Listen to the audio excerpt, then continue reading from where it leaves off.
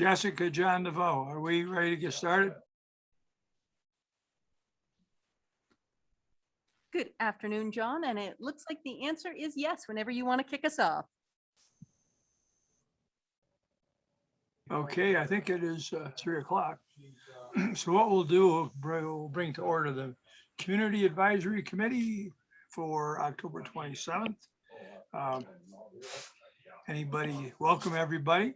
And we'll call the order the establish a quorum. I can't speak today. Jessica, do we have a quorum? We do have a quorum at the moment.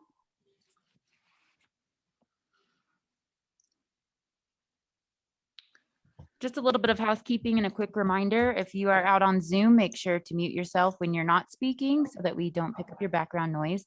And if you're here in the room with us, when you're speaking, you'll need to turn your microphone on so that those out on Zoom can hear you.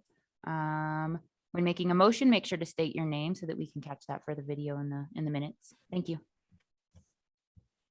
That space bar option works real well. Push it down to talk and then let it mute when you let it up. Okay. Let's start with item 2, the consent items. They're going to be acted as a whole unless they're called up for discussion. Does anybody have anything to talk about considering A, the agenda, B, the meeting minutes, or C, the board financial report? Now it's time to talk.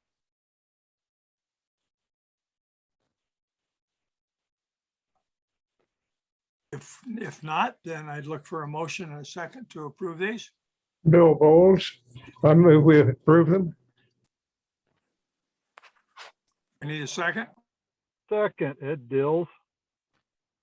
All those in favor signify by saying aye. Aye. Aye. Aye. Motion passed. Public comments. Do we have anybody that has contacted you in advance? Either you gals to talk today? No public comment received by email, and we don't have anybody from the public in the room with us today. So I'm not sure about online. If you're out there, your time is now to speak up. Anybody online have any comments? Gosh.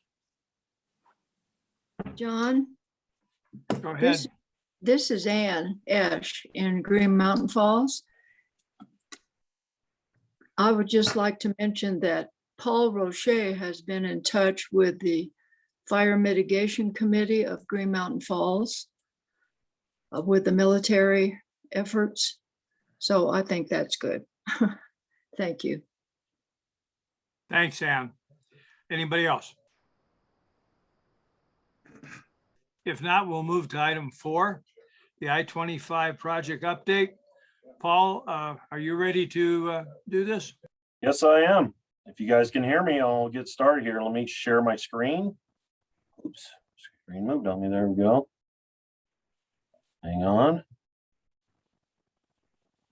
Tell me when that's ready, Jessica, because I still don't have that ability to share. Go ahead, give it a try now. Okay. Oh, there it is. Believe it is this. Yep. All right. Where'd you guys go here? It's moving around on me there, but can you see my presentation? We can see you. Good, Yes. good. Okay, good. I moved screens for some reason. I have 3 screens here in my office, so it keeps bouncing around here. But we go with the presentation there. So good afternoon, you guys. It's been a while since I've talked to you guys about the project here. So I'm glad to give you guys this update here on where we're at, what we've been doing down here or up here from you guys, your point of view. Let me go right into it here. And actually this first picture is a little bit dated here because what we're pouring here is a wall, and this wall is complete. This is a cast in place wall. Can you guys see my mouse cursor moving there also? Yes. Yeah.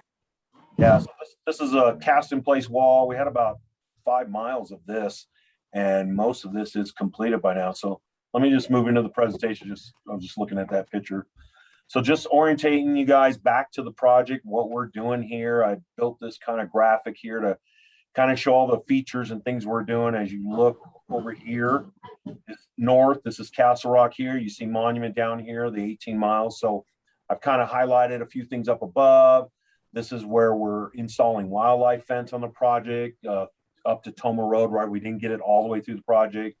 We've got truck climbing lane that we're installing here. We've got the express lane that runs basically from Crystal Valley to about mile marker 164, just short of the county line road. We've got chain up station, auxiliary lanes, and then these are all pictures of our wildlife crossings here, 162, 64, 167, 17. Those are those big bridges that we built for the wildlife to go under. And we got a little video we'll show you on some of that here in a second. So just kind of reorientating you with what's going on in the project, road widening throughout the whole corridor there, really. The limits you can see here in purple, but the blue is really where we've widened shoulders, median and added median barrier and widened the road out. So this entire stretch here really from about 180 all the way to 160, getting all revamped, new hydraulics, drainage pipe and everything like that. So nothing new there, you know, nothing's really changed there. Just make sure you guys remember what we're doing down here. And so let me go into some of the project stuff we've done, progress. So one of the last bridges where we had, I can't remember now. Is it 7 or 9? A lot of bridges. And this is our last bridge here. County Line Road really has been our last bridge where we had Spruce Mountain, Upper Lake Gulch, Plum Creek. And we didn't get Skyview. That was the only bridge we were not able to replace, did not qualify. That bridge is in pretty good condition, met all of our qualifications to stay. So this was the last bridge. We finally got some bridge enterprise funding to replace this bridge. So there's a little before a picture of it. And here's where this is actually, like I said, this is in September, this photo, and this bridge is really almost complete. All the bridge decking, panels, everything's in place here. So this bridge is coming right along.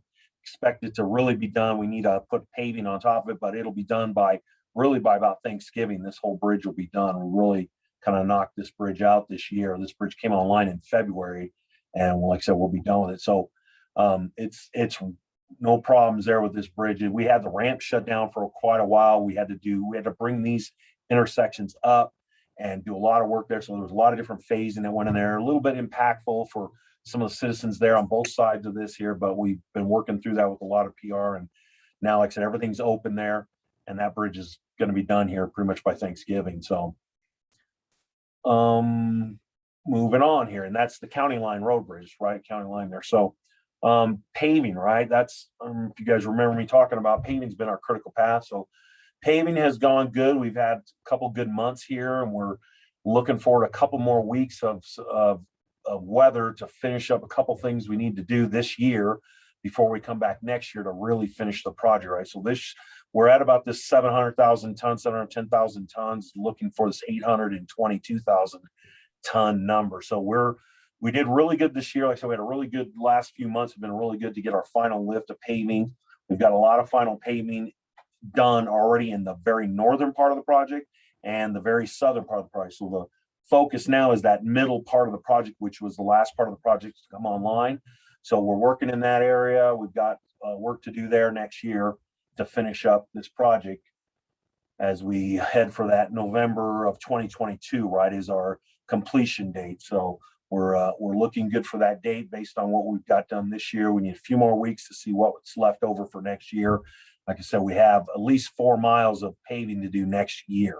So in that center area there, along with some other minor things to do too, to finish up. So, so this is the one of the wildlife crossings here. Like I said, we've got all 4 of these completed. These are 4 brand new ones. We had a 5th one that was really the Plum Creek structure over actual Plum Creek that we rebuilt that bridge, and it kind of qualifies as kind of a half crossing there because we opened up the kind of the piers. We took the piers out of it. So kind of give us some credit for a kind of a 5th crossing. So these are the 4 that we built exclusively though. You can see this bear here and you can see this row of sticks here. This is strategic place for the Preble's mouse to get through in smaller animals. So they have cover to go through this and not up on the road. So, and it's interesting. We got some good videos. We have a ton of videos out now. CPW has now been out here. They've got about 50 cameras out here doing a research project, watching all this wildlife kind of seeing what they're doing. So these are all pictures from these wildlife crossings. And like I said, I don't know if maybe we want to wait till the end. I'll finish the slideshow so I can unshare the screen. We'll look at this quick. It's about a 45-second video of the wildlife stuff. We'll show you here in a second. So, but this is like I said, we've got this all is tied in with the wildlife fencing that we've got this 28 miles total of fencing. We're probably be done with the deer fencing this end of this year. That'll tie all of it into these crossings here. All this whole area will be fenced off, and all the animals will then have to try and utilize these crossings that we have. So so that's coming right along. The other part of this wildlife crossing is these deer crossing grates that we're installing. We've got about, I think, 28 of these things that are basically the cattle guard type things, or kind of an advanced style of that we've installed to also have the full containment system of this whole wildlife system that we're building. It's the fencing, the wildlife crossing cattle grates, and the underpasses here that really give us what we've been talking about, this 90% decline in animal to vehicle collisions. To have all three of those is really going to mitigate most of those incidents there. So all of that's looking good. We've got a few more of those crossings to install. Like, so we had about 28 of them total, but oops. Moving on, let's any questions. Anybody got any questions on those couple things there at all? We'll move right on. Here's a couple more slides. Hearing nothing. So, just a quick, some stats on some of our workforces here. A lot of people ask us about that. We have employed over 3,000, people on this project over the course of 3 years, right? We had our 3-year mark here in September. We've been out here 3 years. So quite a bit of people have been out here. We've done, $35.7 million in wages paid to these field employees, 556 subcontractor contracts, with 175 of those are disadvantaged DBE contractors that have been involved in this project. So quite a bit. Besides the suppliers here, you see this number for the suppliers, 500 suppliers, all data we keep as we track all of this as we manage the federal funds, right? We require that contractor to make sure they are spreading the love, right? Make sure they're spreading that money out and using it appropriately and paying and, bringing up these DBEs. So good stuff here, really meeting all the goals. CDOT set these goals early on the project. Contractor has to meet those goals, and they've met all of those goals. They're going to meet them all here next year. So, and then just a little bit on the apprentices, we try and train people too. Had nearly 80 apprentices, and probably have 80 now. I think we had a couple more coming on. So we've got 80 apprentices with over 40,000 hours of training with those apprentices, just trying to keep the trade going and bring people up. So that's a requirement CDOT puts on the contractor to provide that type of work. So just good stuff there, good stats for anybody that, like I said, managing these federal funds that we acquire and the monies we've got from everybody is our responsibility to make sure, we feed back into the economy here. So general impacts continue on the price. So like I said, the project's looking good, right? We need a few more weeks of paving this year that we need to finish up some things to see where we sit for next year's overlay. Next year, we definitely have 4 miles of paving to do. So that'll continue with some of these overnight closures, some of the same things we've seen. However, the good thing is, right, every night from now through the end of the year, we're continuing to pull some of that, all of that concrete temporary barrier. We've got about 5 or 6 more major traffic switches to the end of this year. And that then lets us start pulling the barrier and getting the barrier out of the way. More and more of that barrier is disappearing every day. So that's been a good thing. It's been a good thing for the first responders, helping them get to incidents and things like that. So just all around good stuff happening on the project, just no real issues with COVID. We've had good control over that. Nothing has slowed us down per se on that. Contractor's done a great job of scheduling, and like I said, just with some good weather, other than last night, our kind of snow, it was snowing here on Monument Hill, this crazy hill that we get stuff on. So, but other than that, same type of traffic things next year or through the rest of this year. We will shut down a little bit for winter, right? Winter will be a little slower. We won't be able to pay, but we'll be able to do some of the other side work, punch list things we need to do that in the other packages, right? As we focus everything into that center section that we need to finish up the package 3 area in the middle of the project. So really all this still applies. This is our smart work zone system. Continue to do this, continue to coordinate with all the first responders, courtesy patrol. We have the wreckers out of the tow trucks, continue with that through the year, just helping to, reduce those incidents or clear those incidents quicker to keep the traveling public moving as best we can. So nothing really else here. We're working on winter operations. Winter we're going to have the new truck, the snow, what do you call it? The chain up station. I'm sorry. The chain up station will be in its permanent location this year, which is the old southbound rest stop. That's where they've always staged one temporarily over the last few years. They've kind of made a mock-up one there. Now we're building them a little bit better one with actual lighting and things like that. So this year they're now be into that. The last few years they've been in different spots because we've been working in that area. So that's coming along here good. We just started some work in there, so that'll work. That'll go on through the winter, but they should be in there by December, being able to use that, the trucks to chain up. So good progress there.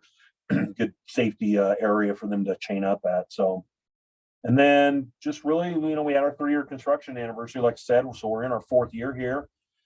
A lot of good press. We've had different things. We had a wildlife, this wildlife mitigation system. We had a bunch of media coverage on that just a few weeks ago, or maybe that was a week ago. I think had the media come out, take some stuff. They did a lot of good stories on that, just talking about all the crossings. So some good stuff there. And then we had this transportation legislative review committee come down to the project, and we went through a bunch of stuff with them, gave them an update. They were out here standing out at Spruce Mountain Road and just looking at some of the construction going on, and they were going around the state looking at some other things. So just good update, just good PR to them, trying to keep everybody involved and up to date with the project. So that's really it, other than this wildlife thing. Is there any questions real quick, or we'll show this real quick wildlife movie if you want, if you guys don't have any questions, or if I got a few questions. Yeah, this is Gary Okay. Sugar. Question, when will the toll lanes go active? So, we're looking at next year to have this integrator come in. The toll testing person is this third party we hire to come in and validate that whole system to make sure it's accurate and correct. So that will not happen until next year. They need to come in here. So we're, progressing pretty good right now with paving and stuff. So we're still trying to figure out when that's going to open, when we'll be able to get in there. And then of course, waive the tolls until the whole system is tested out completely to guarantee those accurate vends and stuff. That's what we need to do before we can fully open it also, and before we can fully toll people actually in that. So that'll be sometime next year. Paul, this is Ann Ash in Green Mountain Falls. Yeah. A part of it is the disadvantaged contractors, Mhm. and there were quite a few of those. Can you explain to us what that means? So those are what we call these disadvantaged business enterprise, companies, contractors that are just coming up in the business, trying to get in. Usually they're minority led or owned, so female or certain ethnicities that are allowed to be considered a DBE certified business. So so usually they're small businesses. They're not these bigger Kramers or Kiewitz contractors like that. They're small companies that do small parts. So we require the prime contractor, which is Kramer, who is not a DBE in any way. He's a prime contractor. He gets a lot of work because he's a big guy in the world here. He's required to go find these smaller contractors and bring them into this game of contracting and building things. So these guys have to certify the company, but have to certify with the state as a disadvantaged business enterprise owner, and they get on a list, and then they're kind of selected based on what work they do. So there's, contractors that just do concrete work and contractors that just do some dirt work or landscaping.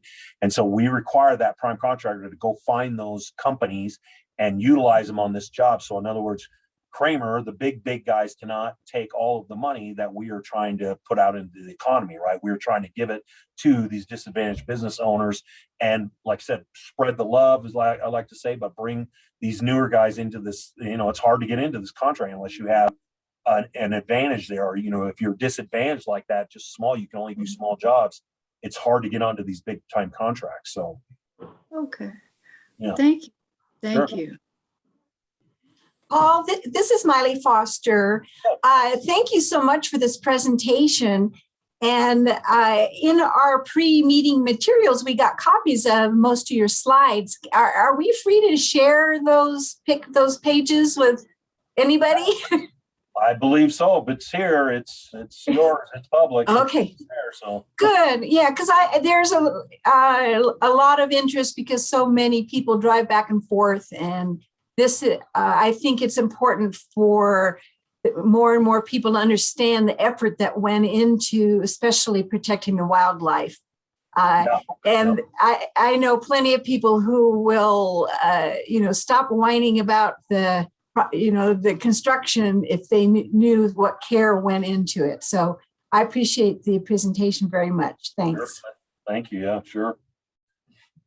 Paul John DeVoe, you talked about a 45-second video. Here that it you is. wanted to Yeah, play yeah. At the end. I think you ought probably be a good time to do that if you'd like to. Yeah.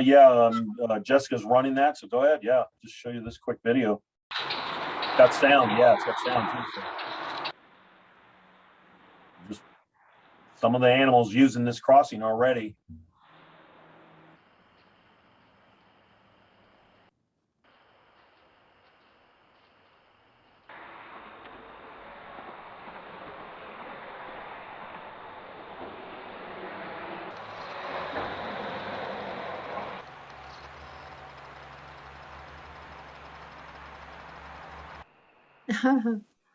Oh, that's great.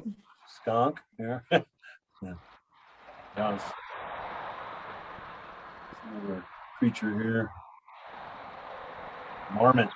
Some sort of marmot or something. So yeah, just a quick sample there. I mean, we have some other video with birds sitting there looking at the cameras using this actually going under and a lot of things like that. So just good to see the bears and stuff. We've had, there's been tons of hits in this area over the years before we got here. They were averaging one a day of wildlife to vehicle collisions. So, and most of that's been deer and elk, but there's bears, there's mountain lions, there's just owls we've seen out here get hit and things like that we track. So good to see we got, some good place for them to go. So yeah, so just, we know they work when we can build them. Originally they wanted 10 of those out here, 10 of those types of crossings, but just based on CPW is the one driving that. They know where the animals are at and where they want to cross. So we're able to get 5 of them in, but we could not get all of them. The other ones are going to take some more engineering and in the future, more money to kind of preserve and make sure we can get this, keep it safe for everybody, both sides. Just to chime in, I'm Emily Wilfong from the project. Those wildlife crossings, I think Paul mentioned, but they are expected to reduce collisions by 90%. And currently, Colorado Parks and Wildlife and CDOT are partnering on a research project. 59 cameras are going in around those wildlife crossings to measure how successful they are. Yeah, they're in pretty much. I think 40 of those cameras are in now. And I think the other few were supposed to be in, so they might all be in now. But yeah, they're tracking all that, trying to see how, research, see how well they're working. So yeah, good stuff. Paul, this is Donna Wood Yep. from NEPCO. And my question is, I had seen something from Douglas County. I can't remember where I saw it, but they said they were going to do an overpass for the wildlife crossing, but they didn't have the money for it. And I just thought that was strange with so many underpasses. Well, so the reason is because, it was one that scoped early on, one we knew of.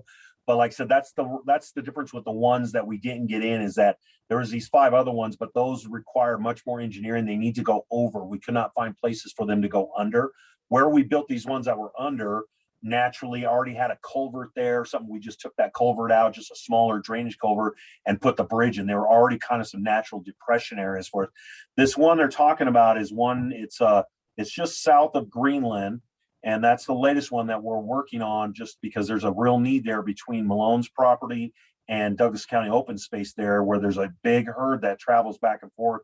And it's a perfect spot to help increase or decrease those incidents and keep the wildlife off the road. So they're working on that. CDOT's working on that. My staff bridge, CDOT staff bridge is working on design. So they don't have the construction money to build it, but they're trying to gain some momentum. And part of this is looking at these other ones and how successful they are to kind of push and see if we can get another one built. It won't be on this project. It's a separate project, separate thing.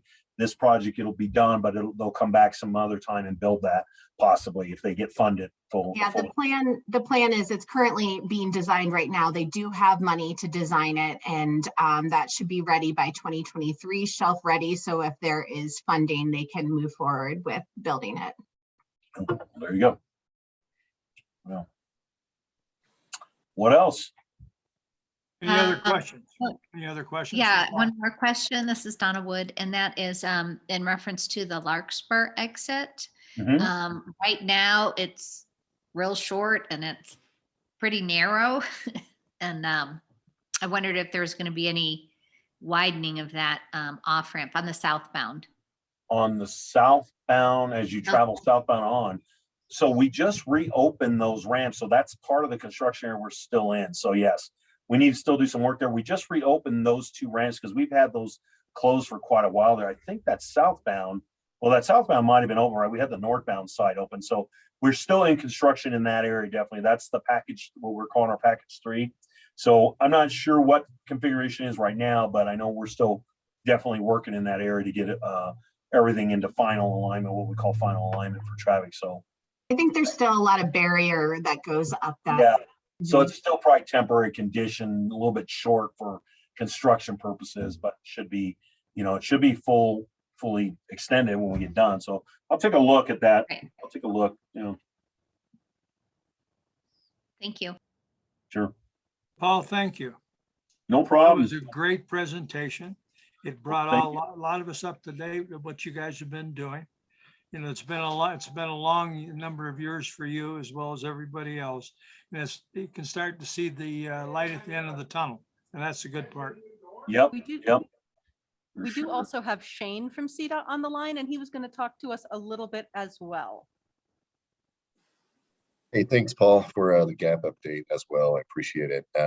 This is going to be a little bit of an update for, if you guys remember, a few years back, we went through an effort to identify a 1 to 10 year plan of projects here within the Pikes Peak area, PPACG area, where we identified, research and powers, a few other locations. And this is really going to be an update, just a brief update on status of those projects. And Jessica, if you will, I don't know if I have access, but I'll go ahead and try to share my screen.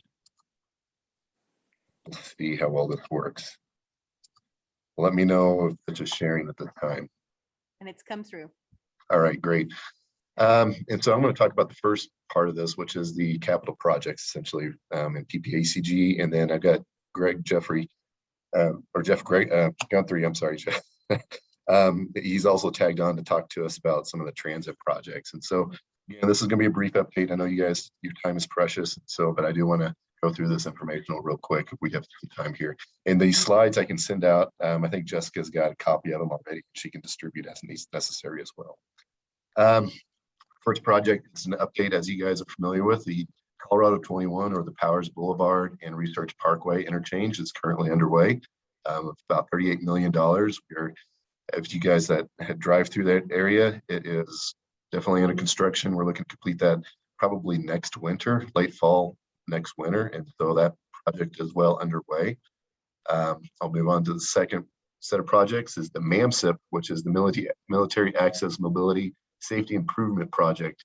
I think some of you guys may be familiar with this regarding State Highway 94, a lot of the discussion in that area, plus the improvements on I-25. That project is really starting to get moving forward as we speak this week. We're putting up construction signs on I-25. The limits of that project is really the South Academy down to the Fountain location, about 8 miles south of South Academy. Replacing that bridge at South Academy and I-25, as well as pavement reconstruction along that I-25 corridor, plus safety improvements. And then 94 is safety improvements along that corridor, as well as some intersection improvements at Blaney Road. And that work again is starting to come online here this winter, and will continue on for the next few years. Moving down, we are currently designing the I-25 Fillmore to Garden the Gods acceleration and deceleration connection. That's really an operational and mobility improvement section where we will connect the ACEL, the acceleration and deceleration lanes for both northbound and southbound between Garden of the Gods and Fillmore. In addition to that, we are replacing the bridges there at Elston Street. And so that project is currently in design, and we have the funding secured to be able to go to advertisement for construction late summer, early fall next year. So we'll see that project under construction likely towards the end of fall to the winter time next year. The I-25 ramp metering phase 2, as you guys are familiar with, it's different locations currently where we have the ramp metering in place. There is a second part to this project where we will add ramp metering functions at Baptist Road, Northgate, at the North Academy location, and Woodman Road as well. That project has been designed. We are currently advertising that with contractors at this time. Hope to secure a contractor probably later this fall and start that construction over the winter and early spring. And then the last project I'll talk about in this section, which is currently underway, is bridge preventative maintenance, where we have some bridges along I-25, Colorado 16, which is that south end near Powers Boulevard, and US 24 on the west side, where we're targeting a few different bridges in particular, where we're going to do some maintenance on them and replace the decks or modify the decks in a way that helps prevent deterioration as far as some safety improvements on the barrier. The project has been designed as well, and we're looking to advertise that probably late this fall, early winter, to have under construction starting in the spring. And then the next tier of projects to discuss is really what's coming up next and what we're really setting the stage for down the line. Some of the next projects that we are currently designing and do not have construction funds identified yet, but we will get them shelf ready just in case we do have funding in place that identified for these projects. The first one is at Powers and Airport Road. That's essentially that west entrance at Peterson Air Force Base. So we are starting that design this fall. We expect to have that design complete in about 1.5 years for a new interchange at that location. Another project that we're taking a look at is from US 24 East, which is from Garrett Road to Woodman Road, currently a 2-lane section, urban 2-lane or section in that area. We will be designing that to be 4-lane or 2 lanes in each direction. We expect to be able to start that design next summer with the funding in place. Again, construction funding is not identified, but we will get that project ready for construction at that time. Another project we're going to start looking at as far as designing, this one will probably come in line for at least the design side here in the next couple of years, is the US 24 over Ridge Road and Overpass at that location. Not an interchange, but just truly an overpass, and that really allows that Red Rocks Canyon area access from, I guess that'd be north to the south area. And then last one, this one here is actually, I think, a mid slide, put in the slide incorrectly. And so we'll need to get that changed out. I think this is more towards the transit program, but I'll go ahead and move on to the next capacity improvement project, which is I-25 HOV lanes in Colorado Springs. That one's going to be a little ways out as far as when we start the design on the project. We currently do not have any funding identified, but it was part of our 1 to 10 year project set of lists that we developed a couple of years ago. And so that one's to be on the docket here, like I said, in the next couple of years, where we start the designing of that project. So with that, I will open it up to questions you guys may have at this time regarding the capital projects before I turn it over to Greg, or Jeff, I'm sorry, Jeff Guthrie, with respect to the transit projects. Yeah, this is Gary Sugart. The project from Fillmore to Garden of the Gods, is that going to be paved in concrete or asphalt? So we are currently going through a life cycle analysis and cost benefit analysis in that area. That has not been determined at this point. I know that there are sections both north and south of there with the concrete pavement, and that'll come into play. But as of right now, that is being determined. Thank you.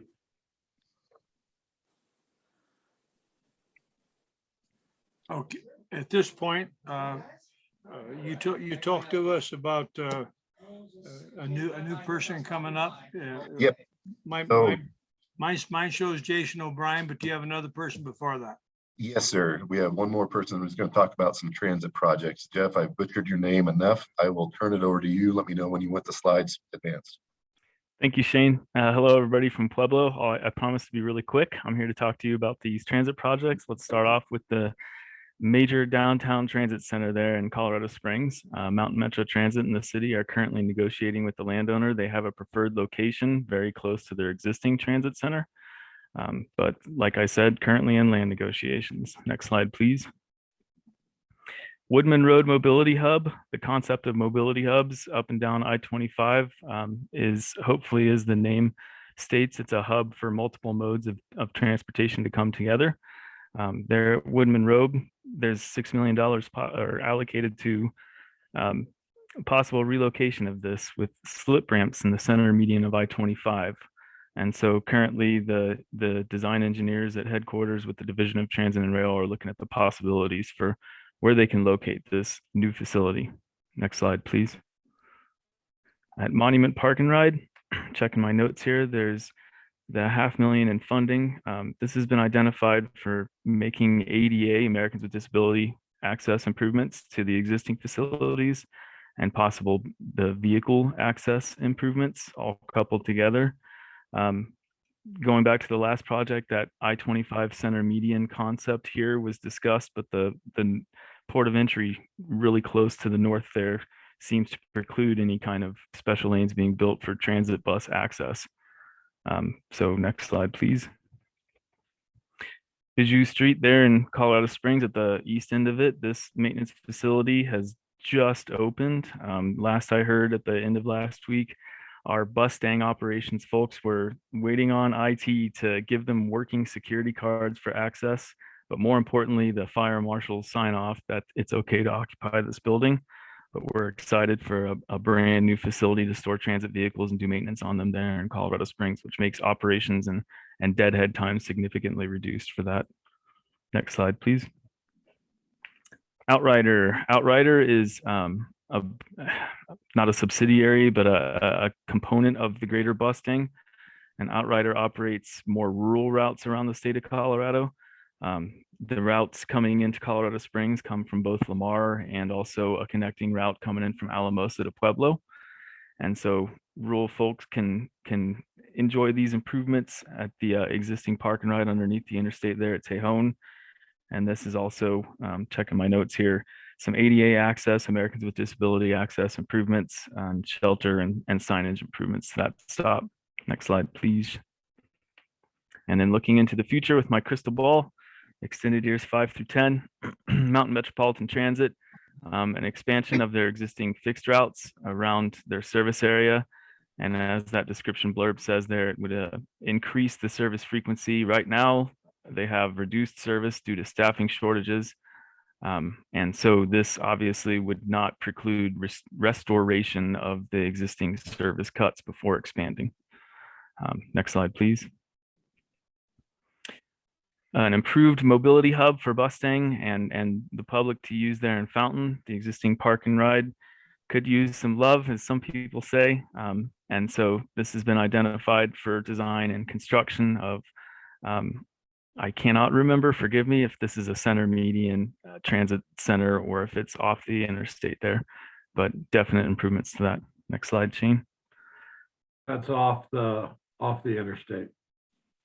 Correct. And then this is a pretty major project, actually working with the railroad. This would be a corridor purchase for multimodal facilities.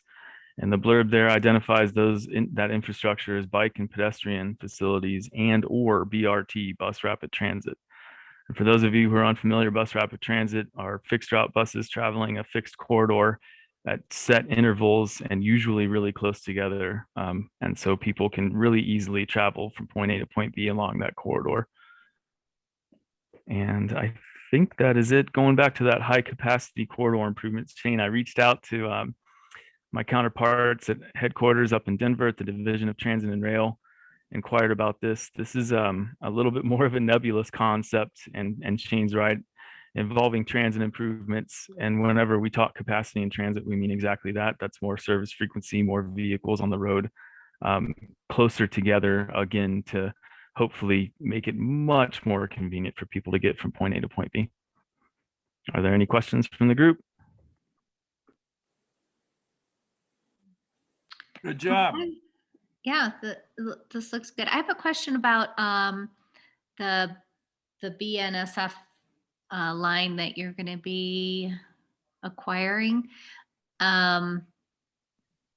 I'm not sure exactly where that would be, but up in Denver, they have like the bike path that runs next to most of the highways up there. And I wondered if we would be doing something similar down in El Paso County, and if that corridor purchase would be like a rails to trails kind of a conversion.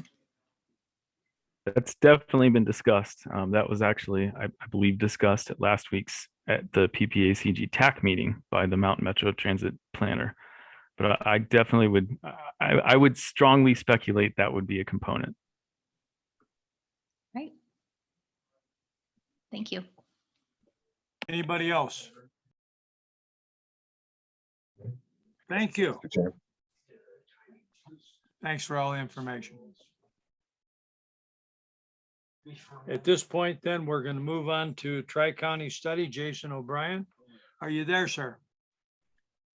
I'm here. I'm ready when you are. You got the floor.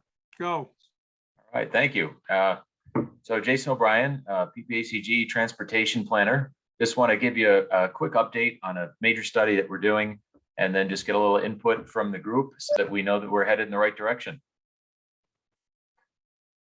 So the Tri-County study is it's a high-level transportation study of our Council of Governments region of El Paso County, Teller, and Park County.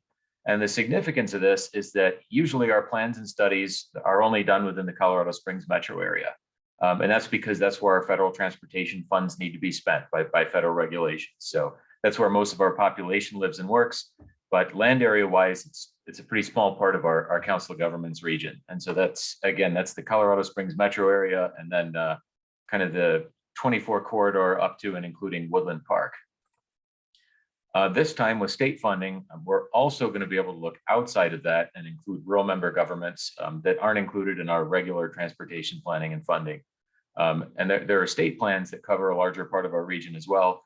But this PPACG study can look at the layer underneath that at regionally significant facilities that are not on the state system.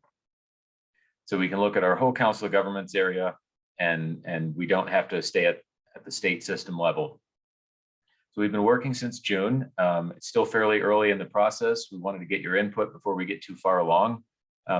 We don't have the same level of technical relationships with our rural member governments that we do with those in our urbanized area.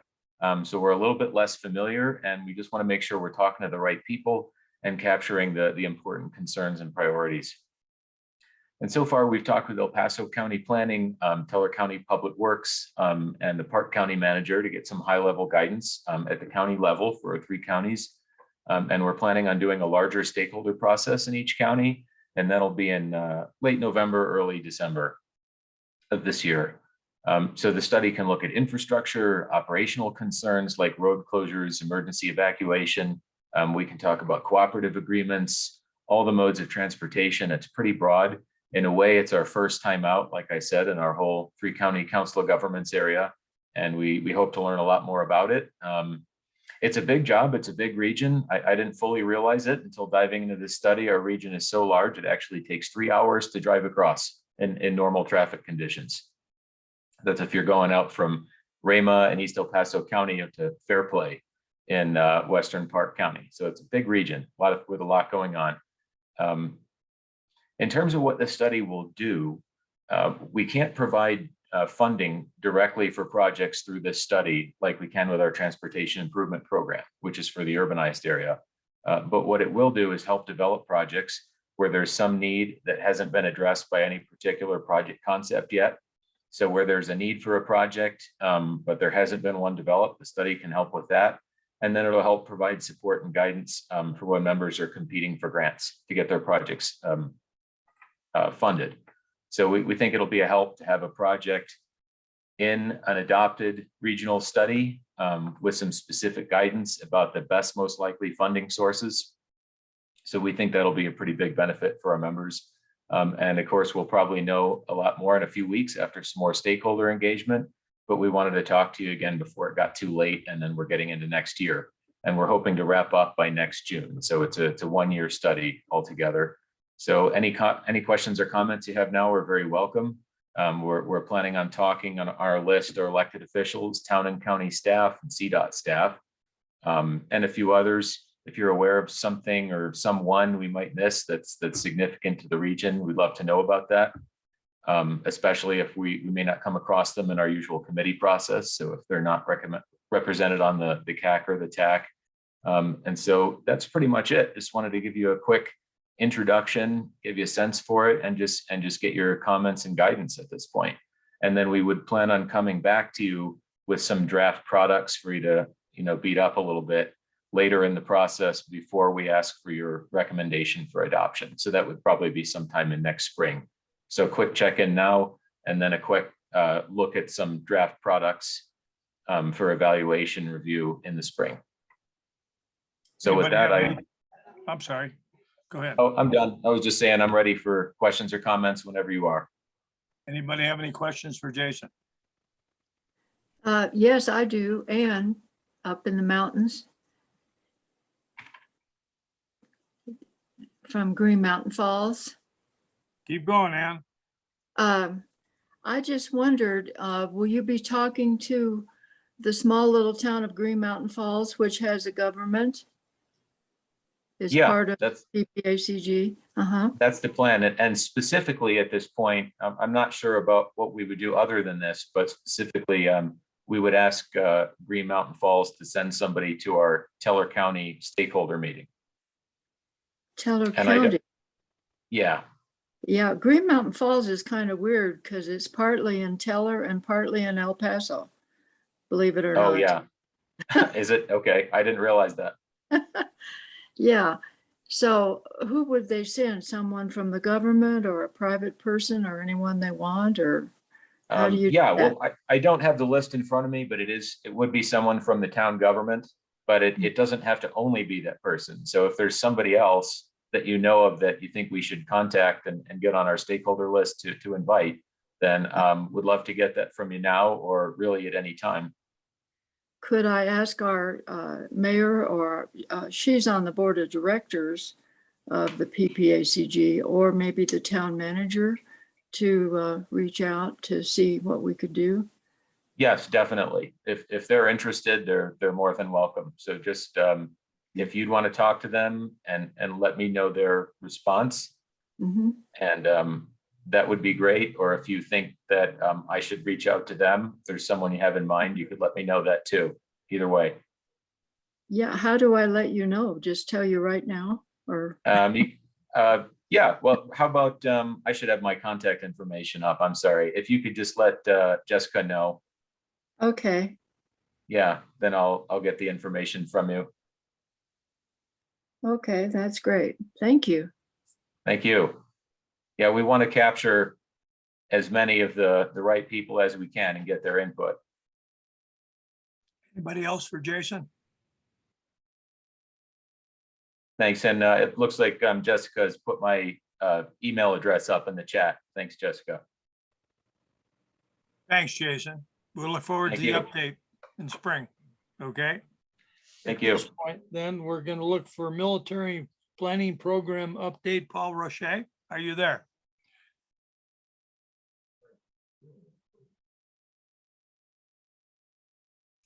Hey, yes, I am. Thank you for inviting me here today. I'm Paul Rochette. I've actually been with PPACG just a little over 3 months now, and I'm the military planning program manager.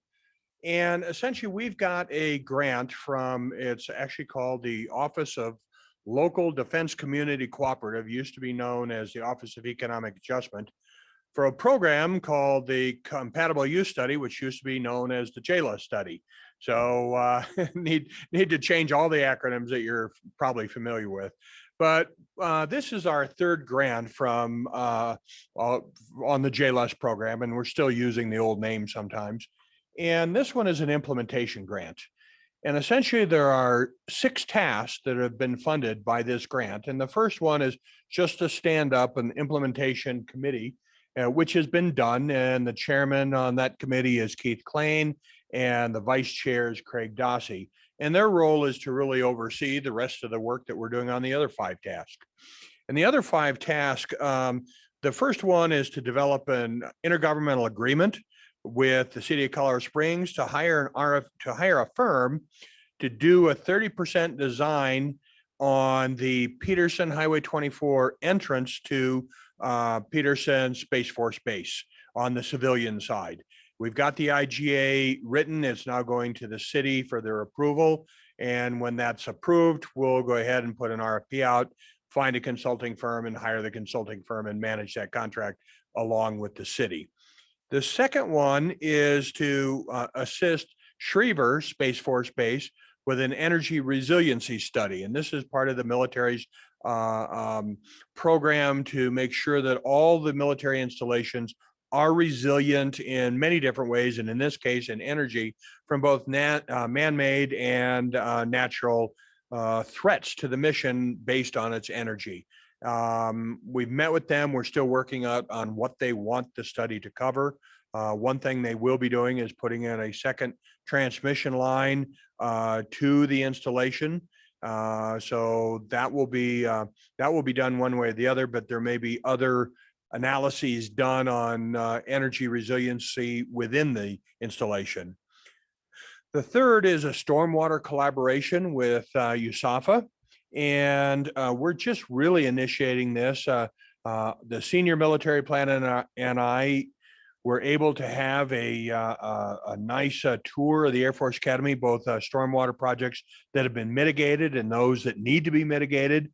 And we need to be working with a larger community effort on stormwater so that we can address the issues in North Monument Creek and Monument Creek and to help them not get worse, but instead to help them get better and reduce some of the stormwater damage. So that project is just getting underway, and we expect a significant amount of progress in the next several months. The one project that we've been working on that we've really put the most amount of effort into so far, and that's in wildfire mitigation. And that's a really interesting project in that this grant is really to deal with the civilian military interface, which is not strongly defined in the terms of wildfire, because wildfires, can travel many, many miles. And normally when we talk about military civilian interface, we tend to think about borders around military installations. Wildfire doesn't fit that very well. On the other hand, we really can't look at wildfire from a completely regional perspective, because then the nexus with military is somewhat lost. So we've been working for the last couple of months at looking at what can we as a regional organization do to help the collaboration and cooperation between the civilian and the military wildfire fighters, natural resource folks, so on and so forth. And we spent several months pulling together a very large group of people to begin to look at possible actions. And we just had a kickoff meeting 2 weeks ago at the El Paso County Office of Emergency Management, where we proposed that we look at 4 areas. One was identification of wildfire risk areas, and to try and identify projects that would make sense to address more quickly than other projects with actual mitigation work. The second subtask that we're looking at is to really dig into potential funding mechanisms to fund wildfire mitigation. And Ann, I'm sure you're aware that, from that meeting, the cost of mitigation has gone up. It's doubled from what it was just a few years ago. So tremendous cost to mitigate large areas of land. But we're looking at possible funding sources. And what gets tricky is some of the mitigation has to take place on military installations, which uses one pot of money, one on national forests, which uses another pot of money, and some on city land, private land, local municipalities, just a military installation. There's a whole variety of different land use ownerships. And we're trying to essentially weave a quilt on how we can do wildfire mitigation. So We've been looking at FEMA brick grants and Colorado State Forest Service grants and potential money coming from the state from ARPA funds. We've been looking at, the city is looking for their Tabor holdback to use for wildland fire mitigation. And essentially that's our focus right at the moment. And it'll probably be, we're hoping to be able to put together a consortium, a collaboration, and try and go for funding in 2022. The first grants are coming up in, we won't make the January brick deadline, but there's another one in June. We'll probably go after some state funds in April if we can make it that far. To do this is we're required to do a lot of GIS mapping. We're overlaying the wildland urban interface maps with the risk maps that have been done by the state to areas, property ownership and fire protection district boundaries. And, there's just a number of overlays we're trying to put together with the idea of coming to a collaborative agreement on what should we address first. When we get that, if we have time before this grant is over, and this grant runs from July 2021 through March of 2023, other things we'd like to look at is wildfire evacuation plans. We won't write wildfire evacuation plans, but we may help with the collaboration between communities. And we also looking at perhaps trying to create a compendium, a database of what all wildfire information is out there, because it's in a lot of different places. And perhaps we can create some sort of a directory that would be useful if we find all the folks in the wildfire community find that useful. So we're still kind of in the early stages of this whole effort, and things aren't extremely clear of what we're going to be doing in the future, but there's no roadmap, and we're kind of working our way through it as we proceed. If anybody has any questions, I'd be happy to answer them if I can. Any questions, folks? Well, this is Ann again up in Green Mountain Falls. Have you been in touch with David Douglas, who's chairman of the Fire Mitigation Committee? Yes, I think it was David. I'm trying to recall who asked me for what I could do about your evacuation planning. I think that was David, and I contacted Mike Archuleta at OEM, and Mike was going to contact David. Because I'm not actually on that committee anymore, but I always go. And so they're working hard on, on an evacuation plan, and it's heavily forested valley. So can we get your email address too? You had some on our meeting materials just the other day. Right. Jessica, do you put that up in the chat? Okay, great. So, Ann, I do have a special place for Green Mountain Falls. I used to live up on Grandview. So, for Pete's sake. Wonderful memories there. Well, yes, my family's lived there for 105 years. Not on Grandview, on Colorado. Not on Grandview, though. Okay. All right. Thank you very much. If we could get I think it's great for this interface. And we see military training up here and helicopters and all that sort of thing that's very important for all of us. So thank you. Okay.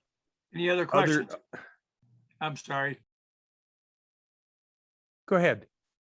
No, I just said, is there any other questions concerning the subject, guys? All right. Well, if you do have questions in the future, feel free to call me. Very good. Thank you for a very informative program there. We appreciate that. Thank you. Welcome. Thank you. Okay, Jessica, I think you're up now with the 2021 CAC Nominating Committee and Executive. I am indeed. So good afternoon, wonderful CAC members. It is that time of the year in which we will begin selecting your 2022 CAC Executive Committee. That's your chair, vice chair, and second vice chair. There will be an email going out once this meeting ends from me saying who's interested in running for one of those 3 positions or serving on those positions for the 2022 year. With that in mind, we need people to review those interested and make suggestions to the CAC. The currently assigned subcommittee consists of Ms. Miley Foster, Mr. Dave Betzler, and Ms. Shelley Roars. Well, Dave Betzler has had to step off of the CAC, and we need 3 people. We do also typically have the subcommittee not include anybody who might be interested in serving in the upcoming year. So now is the time in which I am wondering if any of you would be interested in serving on the nominating subcommittee. So I need 3 of you who would be interested in meeting to review the applications and make a suggestion to the rest of the committee at our next meeting. I have a question for you. This is Miley. Whoops, am I unmuted? No, I'm not. Okay, good. I'm good. So did you just say that you couldn't be on the committee if you wanted to serve on the executive committee? Yes. So that means I should probably step down because I would be happy to serve on the executive committee next year. Yep. So anybody who's going to say yes to, do you have an interest in serving? Don't volunteer. Okay, so I guess I have to resign from the nominating committee then. So now you need 2 people. I do. And then I need to make sure if Shelley is still interested in serving on it. So I'm good to go. Okay. So Shelley's good. Yay. What 2 other people would be interested in serving on the nominating committee? You have This is Roy Rosenthal. Okay. I would be willing to, Roy Rosenthal. Okay, I need 1 more. You have a chat offer from someone I noticed. Oh. Okay, so it looks like we have 3 folks who have volunteered or agreed to continue to serve on the nominating committee. And that would be Shelley Roars, Roy Rosenthal, and Tanisa Sultana. Now I would need the CAC committee members to move to approve those folks and then vote on that. Need a motion. Motion I'm- to approve, Ed Dill. Sharon Brown, I second. We have a motion and a second. Jessica? We do. Yes. Okay, all those in favor signify by saying aye. Aye. Aye. Aye. Any negative? None? Okay, motion passed. Thank you all my volunteers. We're now at member discussion. Don't all speak at once. Your ballots are due by 7 p.m. on Tuesday, November 2nd. Thank you so much for voting. And then also the League of Women Voters, we are dedicating a mural wallscape in celebrating women and women's right to vote and a whole bunch of other awesome things of the full equity. We're dedicating that wallscape at Palmer High School on Monday from 10:30 to 2:30. You are all invited. You can go to lwvppr.org for more information. Anybody else? Thank you for that.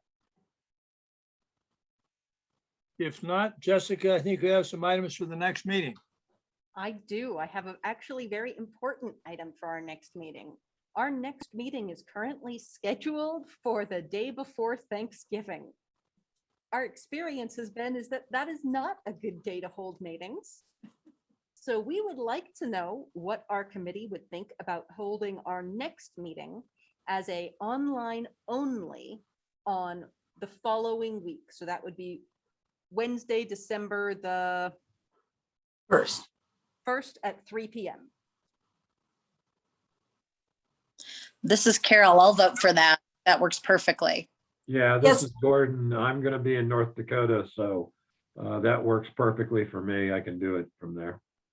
December 1st. Jessica, will that conflict with PPRTA? This is Ed Dills. It may, depending on how long the RTA CAC meeting takes. That's why Okay. it will be an online only, because we know that That would be my only concern. okay. So we will reach out and just confirm and make sure there's no problems with that, as long as we'll have a quorum. And the follow-up portion to that is our meeting in December is the last Wednesday in December. So it's not gonna run up against Christmas or Christmas Eve. So currently, we will be planning on keeping that meeting at its regularly scheduled date and time. And if anybody has any questions or concerns with that, let us know. Does anybody have any requests for items you would like to hear at our next meeting? You know, it's pretty hard to top what you just did, because that was the most informative meeting I've heard in a long time. Those three people really supplied us with a tremendous amount of information. 4 people, 5 people, a lot of information. I agree. That was wonderful. Thank you. Yes, very good. Thank you. Anything else on the meeting and event schedule? If not, it looks like we're ready for adjournment. Okay. Need a motion. I move we adjourn. I second it then. You had multiple words. Okay. I think you plug in Thank you. anybody, we'd all agree. I think so. Thanks, bye. Thank you. Thank you.